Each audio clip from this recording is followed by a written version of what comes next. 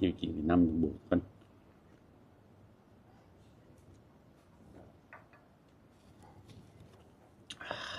มาก้อยกลมๆเขามีแซ่บๆน้ำ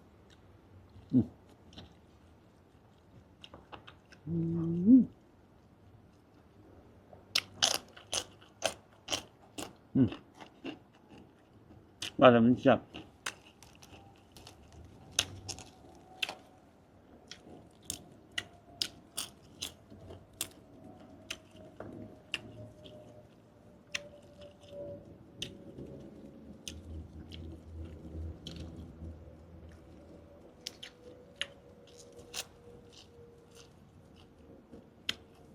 รถคำเข่าลงให้เอฟซีก่อนเอฟซีท่วงใช่ไหมมันจะคือบ่คนเคยกินคำใหญ่หรือไม่กินคำหน่อย